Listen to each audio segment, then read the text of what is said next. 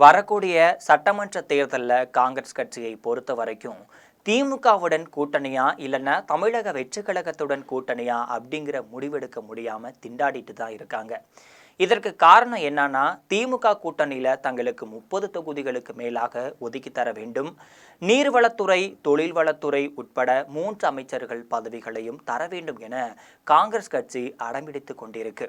அதே சமயத்தில் கடந்த தேர்தலில் காங்கிரஸ் கட்சி திமுகவுடன் கூட்டணி சேர்ந்து 25 தொகுதிகளில் போட்டியிட்டு இதில் 18 தொகுதிகளை மட்டுமே வெற்றி பெற்றிருந்துச்சு.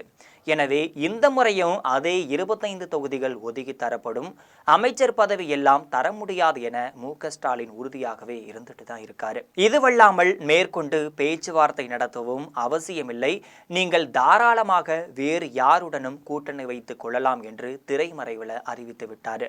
இதற்கிடையே நடிகர் விஜய் தலைமையிலான தமிழக வெற்றி கழகத்தில் 45 தொகுதிகள் ஒதுக்கி தருவதாகவும் அமைச்சரவையில் இடம் தருவதாகவும் வாக்குறுதி தரப்பட்டு மற்றொரு பக்கம் திரைமறைவில் பேச்சுவார்த்தை நடைபெற்று வந்துச்சு.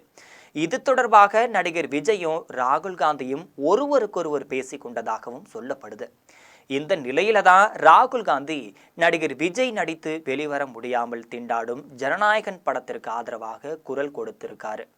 இதன் மூலம் காங்கிரஸ் கட்சி தமிழக வெற்றி கழகத்துடன் இணையலாம் அப்படிங்கிற உச்சகட்ட நிகழ்வாக பார்க்கப்படுது. இந்த நிலையில தமிழக காங்கிரஸ் கட்சியினருக்கு டெல்லி காங்கிரஸ் மேலிடத்தில் இருந்து ஒரு உத்தரவும் பறந்திருக்கு. தமிழக வெற்றி கழகத்துடன் கூட்டணி பேச்சுவார்த்தை எதுவும் நடத்த வேண்டாம், தமிழகத்தை பொறுத்தவரையில் சில உளவுத்துறை தகவல் திருப்திகரமாக இல்லை, எனவே திமுகவுடன் கூட்டணி வைத்துக் கொள்ளுங்கள், இது தொடர்பாக பேச்சுவார்த்தை நடத்துங்கள், அமைச்சர் பதவி தராவிட்டாலும் பரவாயில்லை, தொகுதிகளை அதிகப்படியாக கேட்டு பாருங்கள், எந்த வகையிலும் திமுகவுடன் கூட்டணி வைத்துக் கொள்ள வேண்டும் என ராகுல் காந்தி தெரிவிச்சிருந்தார். இதன் அடிப்படையில் மீண்டும் காங்கிரஸ் தலைமை நிர்வாகிகள் திமுக மேலிடத்திற்கு பேச்சுவார்த்தை நடத்த இருக்காங்க. இதற்கிடையே தமிழக வெற்றி கழகத்தை பொறுத்தவரையில ஏதாவது ஒரு பெரிய கட்சி கூட்டணி சேர்ந்தால் மட்டுமே வெற்றி பெற முடியும் என்ற நிலை இருந்துட்டு இருக்கு. அந்த வகையில தான் காங்கிரஸ் கட்சி எப்படியும் நம்முடன் கூட்டணி சேர்ந்து விடும் என நடிகர் விஜய் ஒரு கணக்கு போட்டிருக்காரு. தற்பொழுது காங்கிரஸ் கட்சி தமிழக வெற்றி கழகத்துடன் இணையவில்லை என்பதால அவர் மிகவும் அதிர்ச்சிக்குள்ளாகி இருக்காரு. எனவே அடுத்த கட்டமாக யாரை கூட்டணிக்கு அழைப்பது என தமிழக வெற்றி கழகம் மிக திண்டாட்டத்தில் சிக்கியிருக்கிறது என்பது குறிப்பிடத்தக்கது.